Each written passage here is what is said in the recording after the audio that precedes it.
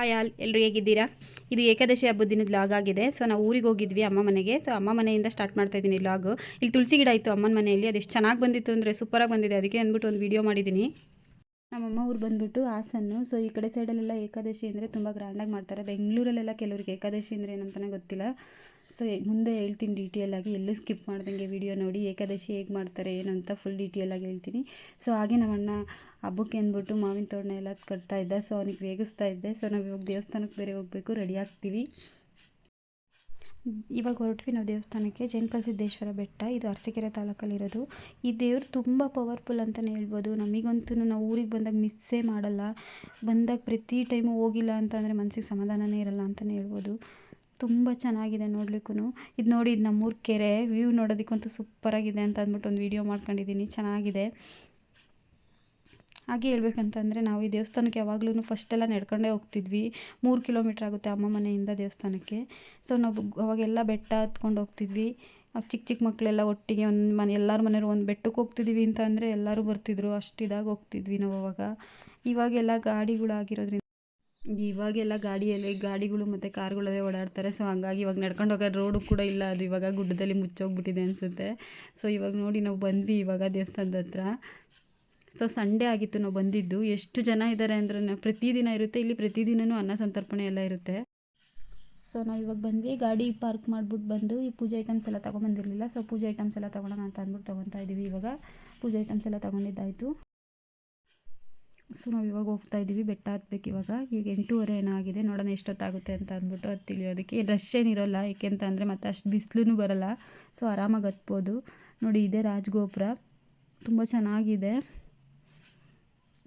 Already ಜನ ಎಲ್ಲ ಹೋಗಿ ಬರ್ತಾಯಿದ್ರು, ಸುಮಾರು ಜನ, ಎಷ್ಟೊಂದು ಜನ ಇದ್ದಾರೆ ನೋಡಿ. ಇಲ್ಲೆಲ್ಲ ಸುಮಾರು ಮೈಸೂರು ಕಡೆಯಿಂದ, ಬೆಂಗಳೂರು ಕಡೆಯಿಂದ ಎಲ್ಲ ಬರ್ತಾರೆ, ತುಂಬ ಭಕ್ತಾದಿಗಳು ಇಲ್ಲಿಗೂ ಕೂಡ.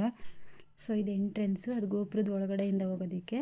ಸೊ ಈಗ ಇಲ್ಲಿ ಸ್ಟೆಪ್ಸ್ ಇದೆಯಲ್ಲ ಎಂಟ್ರೆನ್ಸಿಂದ ಇರೋದು, ಅಲ್ಲಿ ಮೇಲ್ಗಡೆವರೆಗೂ ಹತ್ಬೇಕು. ಇವಾಗ ಬೆಟ್ಟದ ಮೇಲ್ಗಡೆ ನಾವು ಇಲ್ಲಿ ಫಸ್ಟ್ ನಮಸ್ಕಾರ ಮಾಡ್ಕೊಳ್ಳೋಣ. ಇವಾಗ ಹತ್ತಕ್ಕೆ ಸ್ಟಾರ್ಟ್ ಮಾಡೋಣ. ಸೊ ಟೋಟಲ್ಲು 1101 ಸ್ಟೆಪ್ಸ್ ಇದೆ ಅಂತ ಹೇಳ್ತಾರೆ.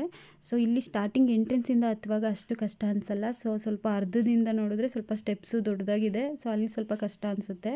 ಸೊ ಈಗ ಜೇನ್ಕಲ್ ಸಿದ್ದೇಶ್ವರ ಹೇಗೆ ಉದ್ಭವ ಆಯಿತು ಅಂತ ಹೇಳಿದ್ರೆ, ಹಿಂದಿನಿಂದ ಕತೆ ಹೇಳ್ಕೊಬಂದಿರೋದು ಇದು. ಒಬ್ಬರು ಸನ್ಯಾಸಿಯವರು ಇಲ್ಲಿ ಬಂದು ತಪಸ್ ಮಾಡ್ತಿದ್ರಂತೆ. ಸೊ ಅವರೇ ನೆಲೆಸಿರೋದು ಅಂತಲೂ ಹೇಳ್ತಾರೆ. ಜೇನ್ಕಲ್ ಸಿದ್ದೇಶ್ವರ ನೇಮ್ ಅಂತ ಯಾಕೆ ಬಂತು ಅಂತಂದರೆ, ಈ ಬೆಟ್ಟದಲ್ಲಿ ತುಂಬ ಜೇನು ಹುಳುಗಳ ಗೂಡು ಇದೆ ಅಂತಲೂ ಹೇಳ್ಬೋದು. ಸೊ ಇದು ನೋಡಿ, ಮೇಲ್ಗಡೆಯಿಂದ ವ್ಯೂ ನೋಡ್ತಿರೋದು ಎಷ್ಟು ಚೆನ್ನಾಗಿ ಕಾಣಿಸುತ್ತೆ ಅಂತ ಅಂದರೆ, ಹಳ್ಳಿ ಇರೋದ್ರಿಂದ ಮೊದಲೇ ತುಂಬ ಚೆನ್ನಾಗಿದೆ ವ್ಯೂ ಮಾತ್ರ ಅಂತಲೇ ಹೇಳ್ಬೋದು. ನಾವು ಇವಾಗ ಬಂದ್ವಿ ಮೇಲ್ಗಡೆ ಹತ್ತಿ. ಸೊ ಇಲ್ಲಿ ತುಂಬ ಅಂದರೆ 9 ಗಂಟೆ ಇತ್ತಲ್ಲ, ಬಿಸಿಲು ಜಾಸ್ತಿ ಇತ್ತು. ಸೊ ಹಾಗಾಗಿ ಆ ಥರ ಸ್ವಲ್ಪ ವೀಡಿಯೋ ಅಷ್ಟು ಕ್ಲಾರಿಟಿಯಾಗಿ ಬಂದಿಲ್ಲ ಅಂತ ಅನಿಸುತ್ತೆ. ಸೊ ನೋಡಿ, ಇಲ್ಲಿ ಮೇಲ್ಗಡೆ ಇವಾಗ ನೋಡ್ತಾ ಇದ್ದೀರಲ್ಲ, ಇದೇ ಮೇನ್ ಸನ್ನಿಧಾನ ಅಂತ ಇರೋದು.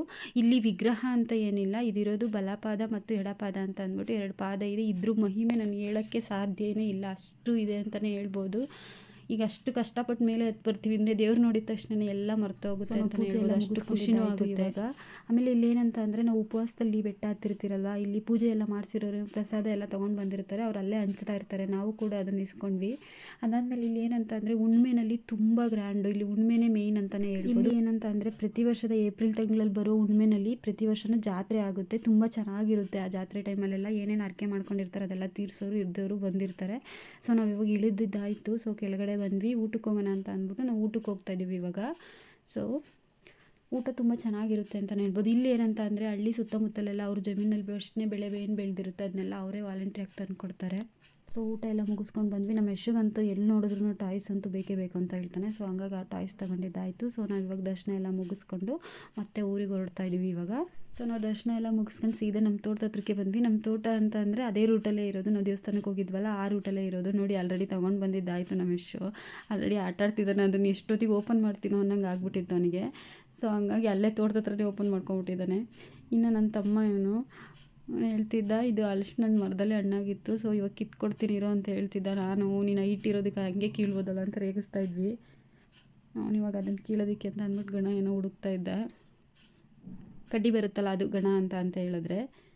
ಸೊ ತಗೊಂಡು ಬಂದು ಕೊಡ್ತು ನಮ್ಮಪ್ಪ. ನೋಡಿ ಈಗ ಕೀಳ್ತಿದ್ದಾನೆ ಅದನ್ನು ಒಂದು ಹಲಸಿನ ಹಣ್ಣು ಕೀಳೋದನ್ನೇ ಎಷ್ಟೊತ್ತು ಮಾಡ್ದ ಅಂತ ಅಂದರೆ, ಅದು ಹಿಂಗೆ ಅಂತಿದ್ದಾನೆ, ಅದು ಬರ್ತಾಯಿಲ್ಲ, ಅವ್ನು ಬಿಡ್ತಿಲ್ಲ. ಕೊನೆಗೂ ಹೆಂಗೋ ಬೀಳಿಸ್ತಾ ಅದು ನೋಡಿ.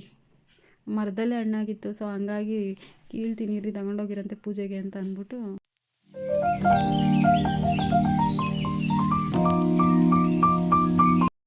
ನಮ್ಮ ಅಪ್ಪಾಜಿಯವರು ಹಂಗೆ ಟೊಮೊಟೊ ಮತ್ತು ಬೀನ್ಸು ಹಾಕಿದ್ರು. ಅದ್ರ ಮಧ್ಯೆ ಮಧ್ಯೆ ಹೀರೆಕಾಯಿ ಗಿಡನೂ ಹಾಕಿತ್ತು. ನಮ್ಮಪ್ಪ ಅಂತಿತ್ತು ಅದು ಗಿಡ ಏನೋ ಹೈಟ್ ಬೆಳೆದ್ಬಿಟ್ಟು ವೆಯ್ಟು ತಡಿಯೋಕ್ಕಾಗದೆ ಬೀಳ್ತಿದೆ, ಬನ್ನಿ ನೋಡೋಣ ಅಂತ ಅಂದ್ಬಿಟ್ಟು. ಇವಾಗ ಒಂದೇ ಇರುತ್ತಲ್ಲ ನಮ್ಮಪ್ಪ, ಆದರೆ ಎತ್ತೋದಕ್ಕೆ ಕಷ್ಟ ಆಗುತ್ತೆ ಅಂದ್ಬಿಟ್ಟು ನನ್ನ ತಮ್ಮ ಮತ್ತು ಇವರೆಲ್ಲ ಬಂದಿದ್ರಲ್ಲ, ಅಪ್ಪನೂ ಇದ್ರಲ್ಲ, ಸೊ ಹಂಗಾಗೆಲ್ಲ ಎತ್ಬೋದು ಬನ್ನಿ ಅಂತ ಅಂದ್ಬಿಟ್ಟು ಕರ್ಕೊಂಡು ಹೋಗ್ತಾಯಿತ್ತು. ನೋಡಿರಿ ಇವಾಗ ಅದನ್ನೇ ನೋಡ್ತೈತೆ, ಎಷ್ಟು ಹೈಟ್ ಇದೆ ನೋಡಿ, ಅದು ಎತ್ಬೇಕು ಇವಾಗ ಗಿಡನ ಅಂತ ಹೇಳ್ತಿತ್ತು.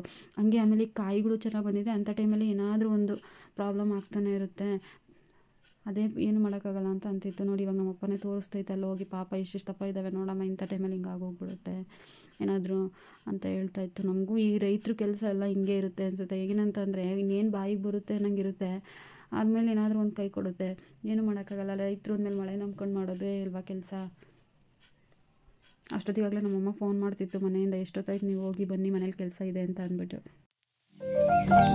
ಮನೆಗೆ ಬಂದರೆ ನಮ್ಮಮ್ಮ ಆಲ್ರೆಡಿ ಕೆಲಸ ಎಲ್ಲ ರೆಡಿ ಮಾಡಿ ಕಾಯ್ತಾ ಇತ್ತು. ಏನಂತಂದರೆ ಇವತ್ತೆಲ್ಲ ಏಕಾದಶಿ ಹಬ್ಬ ಅಲ್ಲ, ಏನಂತಂದರೆ ಉಪವಾಸ ಇರ್ತಾರೆ ಈ ಕಡೆ. ಏಕಾದಶಿ ಹಬ್ಬ ಅಂತ ಅಂದರೆ ಅವತ್ತಿನ ದಿನ ಮನೆಯಲ್ಲಿ ಯಾರಾದರೂ ಒಬ್ಬರು ಇದ್ದರೆ ಆಯಿತು. ಸೊ ನಮ್ಮಮ್ಮ ಉಪವಾಸ ಇರ್ತಾರೆ ಯಾವಾಗಲೂ, ಪ್ರತಿ ವರ್ಷವೂ ಅವರೇ ಇರೋದು, ಎಲ್ಲ ಹಬ್ಬಕ್ಕೂ ಅವರೇ ಉಪವಾಸ. ನಾವಂತೂ ಯಾವ ಉಪವಾಸನೂ ಮಾಡಲ್ಲ, ಏನಿಲ್ಲ. ಸೊ ಚಕ್ಲಿ ಒತ್ತುತ್ತಿತ್ತು, ಬಾರ ಮೇಲೆ ಒತ್ತು ಅಂತ ಕೊಡ್ತು, ಕೊಡ ಮೇಲೆ ನಾನು ಒತ್ತುತ್ತೀನಿ, ಹಿಂಗೆ ಮಾಡ್ತೀನಿ ಅಂತ ಅಂದ್ಬಿಟ್ಟು ಮಾಡ್ತಿದ್ದೆ. ಅದು ನೋಡಿದ್ರೆ ಸರಿಯಾಗಿ ಬರ್ತಿರ್ಲಿಲ್ಲ. ಇದು ಯಾಕೋ ಆಗ್ದಿದ್ದ ಕೆಲಸ ಅಂತ ಹೇಳ್ತಿತ್ತು ನಮ್ಮಮ್ಮ. ನೀನು ಒತ್ತು ಅಂತ ಅಂದರೆ ಚಕ್ಲಿ ಮಾಡು ಅಂತ ಅಂದರೆ ಮುರುಕು ಮಾಡ್ತಿದ್ಯಲ್ಲ ಅಂತ ನನಗೆ ಬೈತಿದ್ದೆ. ಇರಮ್ಮ ನಾನು ಮಾಡ್ತೀನಿ ಅಂತ ಅಂದ್ಬಿಟ್ಟು ನಾನು ಮಾಡ್ತಿದ್ದೆ. ನಮ್ಮಮ್ಮ ಹೋಗಿ ನೀನು ಬೇಯಿಸು, ನಿನ್ನ ಕೈಲಿ ಆಗಲ್ಲ, ನಾನು ಒತ್ತು ಕೊಡ್ತೀನಿ ಅಂತ ಅಂತಿತ್ತು. ನಾನು ಆದರೂ ಇಲ್ಲ ಇರಮ್ಮ, ನಾನು ಫುಲ್ ಮಾಡ್ತೀನಿ, ಚೆನ್ನಾಗಿ ದೊಡ್ಡದಾಗಿ ಮಾಡೋಣ ಅಂತ ಅಂದ್ಬಿಟ್ಟು ಮಾಡ್ತಿದ್ದೆ. ನೋಡಿ ಇವನ್ನೆಲ್ಲ ನಾವು ಬೆಂಗಳೂರು ಕಡೆ ಆಯಿತು ಅಂತ ಅಂದರೆ ದುಡ್ಡು ಕೊಟ್ಟು ತರಿಸ್ಬಿಟ್ಟು ತಿಂದ್ಬಿಟ್ಟು ಕ್ಲೋಸ್ ಮಾಡಿಬಿಡ್ತೀವಿ. ಇಲ್ಲಿ ಮಾಡೋದಾದರೆ ಎಷ್ಟು ಕಷ್ಟ ಅಂತ ಇವಾಗ ಗೊತ್ತಾಗ್ತೈತೆ ನಮಗೆ. ಚಕ್ಲಿ ಎಲ್ಲ ಒತ್ತಿದ್ದಾಯಿತು. ಸೊ ನಾನು ಬೇಯಿಸೋಣ ಅಂತ ಅಂದ್ಬಿಟ್ಟು ಬಂದೆ. ಸೊ ಚೆನ್ನಾಗಿ ಬಂದಿತ್ತು, ಅದು ನನಗೆ ಒತ್ತಕ್ಕೆ ಬರ್ತಿರ್ಲಿಲ್ಲ ಅನಿಸುತ್ತೆ, ಹಾಗಾಗಿ ಅದು ನೀಟಾಗಿ ಬರ್ತಿರ್ಲಿಲ್ಲ ಅಷ್ಟೇ. ನಮ್ಮಮ್ಮ ಮಾಡಿರೋದು ನೋಡಿ ಎಷ್ಟು ನೀಟಾಗಿ ಬಂದಿದೆ ಅಂದರೆ ಒಂದು ಕೂಡ ಕಟ್ಟಾಗಿಲ್ಲ, ಅಷ್ಟು ಚೆನ್ನಾಗಿ ಬಂತು. ಟೇಸ್ಟ್ ಕೂಡ ತುಂಬ ಚೆನ್ನಾಗಿದೆ ಅಂತಲೇ ಹೇಳ್ಬೋದು. ಹಾಗೆ ಊರಿಂದ ನಮ್ಮ ಮಾವ ಕೂಡ ಬಂದಿದ್ದರು ಹಬ್ಬಕ್ಕೆ ಅಂತ, ಸೊ ಅವ್ರಿಗೆ ಟೀ ಇಡ್ತಾಯಿದ್ದೀನಿ ಒಂದು ಸೈಡು. ಟೀ ಇಟ್ಟಿದ್ದು ಆಯಿತು. ನೋಡಿ ಎಷ್ಟು ಚೆನ್ನಾಗಿ ಬಂದಿದೆ ಅಂತಂದರೆ ಕಲರ್ ಕೂಡ ಅಷ್ಟೇ ಚೆನ್ನಾಗಿ ಬಂದಿದೆ ಅಂತಲೇ ಹೇಳ್ಬೋದು. ಇವಾಗ ಅಂಗಡಿಯಲ್ಲೆಲ್ಲ ತಿನ್ನೋದಕ್ಕಿಂತ ಮನೇಲೇ ಮಾಡ್ಕೊಂಡು ತಿಂದರೆ ಎಷ್ಟು ಟೇಸ್ಟಾಗಿರುತ್ತೆ ಗೊತ್ತಾ, ಸೂಪರಾಗಿತ್ತು ಅಂತಲೇ ಹೇಳ್ಬೋದು. ನೀವು ಒಮ್ಮೆ ಟ್ರೈ ಮಾಡಿ, ನಾನು ಫುಲ್ ರೆಸಿಪಿ ಹೇಳ್ತೀನಿ ಒಂದ್ಸಲಿ. ನಾನೇ ಟ್ರೈ ಮಾಡಬೇಕಂತ ಅಂದ್ಕೊಂಡಿದ್ದೀನಿ, ನೋಡೋಣ. ಅಂದರೆ ಇದು ಏಕಾದಶಿ ಅಂತ ಅಂದರೆ ಉಪವಾಸದ ಹಬ್ಬ, ಇದು ಮೇಯ್ನು. ಸೊ ಈ ಟೈಮಲ್ಲೇ ನಾವು ಕರ್ಜಿಕಾಯಿ ಆಗಿರ್ಬೋದು, ಚಕ್ಲಿ, ಆಮೇಲೆ ತಂಬಿಟ್ಟು ಅಂತ ಮಾಡ್ತಾರೆ ಈ ಕಡೆ ಎಲ್ಲ, ಅಕ್ಕಿ ಹುರಿದ್ಬಿಟ್ಟು. ಮತ್ತು ಇವತ್ತಿನ ದಿನ ಏನಂದರೆ ಅನ್ನ ಸಾಂಬಾರು ಏನು ಮಾಡಲ್ಲ. ಸೊ ಉಪ್ಪಿಟ್ಟು, ಚಿತ್ರಾನ್ನ, ಪುಳಿಯೋಗರೆ, ಪಲಾವ್ ಆ ಥರ ಎಲ್ಲ ಮಾಡ್ತಾರೆ. ಸೊ ನಮ್ಮ ಮನೆಯಲ್ಲಿ ನಮ್ಮಮ್ಮ ಪಲಾವ್ ಮಾಡೋಣ ಅಂತ ಅಂದ್ಬಿಟ್ಟು ಮಾಡಿತ್ತು. ನೋಡಿ ನಮ್ಮ ಕಿಚನ್ ಹೆಂಗಿದೆ ಅಂತ ಅಂದ್ಬಿಟ್ಟು ಎಲ್ಲ ಪ್ರಿಪ್ರೇಷನಿಗೆ ಫುಲ್ಲು ಇವಾಗ ಏನೇನು ರೆಡಿ ಮಾಡಿದ್ದೀವಿ ಅಂತ ಒಂದು ರೌಂಡ್ ಸುಮ್ಮನೆ ತೋರಿಸೋಣ ಅಂತ ಅಂದ್ಬಿಟ್ಟು ತೋರಿಸಿ. ಕರ್ಜಿಕಾಯಿ ರೆಡಿ ಇದೆ ನೋಡಿ, ಅಲ್ಲಿ ಕಾಣಿಸ್ತಿದೆಯಲ್ಲ ಅದೇ ಉಂಡೆ ಅಂತಲೇ ಹೇಳ್ಬೋದು. ಅದು ಅಕ್ಕಿ ಹುರಿದಕ್ಕಿನಲ್ಲಿ ಮಾಡ್ತಾರೆ, ತುಂಬ ಚೆನ್ನಾಗಿರುತ್ತೆ. ಅದು ಒಂದು 15 ಡೇಸ್ ಆದರೂ ಇಟ್ಕೊಂಡು ತಿನ್ಬೋದು, ಏನು ಇದನ್ಸಲ್ಲ ಅಂತಲೇ ಹೇಳ್ಬೋದು. ಸೊ ನೋಡಿ ಎಷ್ಟೊಂದು ಐಟಮ್ ಎಲ್ಲ ಮಾಡಿದ್ದಾರೆ. ನಾವಂತೂ ಬೆಂಗಳೂರಲ್ಲೆಲ್ಲ ಇಷ್ಟೊಂದು ಹೆಲ್ತಿ ಫುಡ್ ತಿನ್ನೋದಕ್ಕೆ ಆಗಲ್ಲ ಅಂತಲೇ ಹೇಳ್ಬೋದು. ಸೊ ನಾನು ಇವಾಗ ಪಲಾವ್ ರೆಡಿ ಮಾಡ್ತಾಯಿದ್ದೆ. ಸೊ ವೆಜಿಟೇಬಲ್ಸ್ ಹಾಕಿದ್ದೀನಿ, ತುಂಬ ಚೆನ್ನಾಗೇ ಬರ್ತಿದೆ ಅಂತಲೇ ಹೇಳ್ತಿದ್ದೆ. ನಮ್ಮ ಅಮ್ಮಂಗೆ ಬೇರೆ ತೋರಿಸ್ತಿದ್ದೆ, ನೋಡಮ್ಮ ಎಷ್ಟು ಚೆನ್ನಾಗಿ ಬಂದಿದೆ, ನಾಟಿ ಸ್ಟೈಲ್ ಆದ್ರೂ ಚೆನ್ನಾಗಿ ಬಂದಿದೆ ಕಣಮ್ಮ ಅಂತ ಹೇಳ್ತಿದ್ದೆ. ನಮ್ಮಮ್ಮ ಇನ್ನೇನಾದರೂ ಸೈಡ್ಸ್ ಏನಾದರೂ ಮಾಡ್ಕೊಳಂಗಿದ್ರೆ ಮಾಡ್ಕೊಳ್ಳಮ್ಮ, ಅದಕ್ಕೆ ಮೊಸರು ಬಜ್ಜಿನ ಅಂತ ಹೇಳ್ತಾನೆ ಇತ್ತು. ಆದ್ರೂ ಅಮ್ಮರಿಗಂತೂ ಮಗಳು ಮನೆಗೆ ಬಂದರೆ ಎಷ್ಟು ಖುಷಿಯಾಗುತ್ತೆ ಅಲ್ವಾ, ಎಲ್ಲರಿಗೂ ಅಷ್ಟೇ ಅನಿಸುತ್ತೆ, ತುಂಬಾ ಖುಷಿ ಆಗುತ್ತೆ ಅಂತಲೇ ಹೇಳ್ಬೋದು. ನಮ್ಮಮ್ಮ ನಾವು ಬಂದ್ರಂತೂ ಅದು ಮಾಡೋಣ ಇದು ಮಾಡೋಣ ಅಂತಲೇ ಓಡಾಡ್ತಾನೆ ಇರುತ್ತೆ, ಒಂದು ನಿಮಿಷನೂ ಕೂರೋದೇ ಇಲ್ಲ ಅಂತಲೇ ಹೇಳ್ಬೋದು. ತುಂಬ ಚೆನ್ನಾಗಿತ್ತು. ಸೊ ನೋಡಿ ಇವತ್ತಿನ ಈ ವಿಡಿಯೋ ನಿಮಗೆ ಇಷ್ಟ ಆಗಿದ್ರೆ ಲೈಕ್ ಮಾಡಿ, ಸಪೋರ್ಟ್ ಮಾಡಿ ಅಂತ ಹೇಳ್ತಾ ನೆಕ್ಸ್ಟ್ ವಿಡಿಯೋದಲ್ಲಿ ಸಿಗೋಣ. Thank you.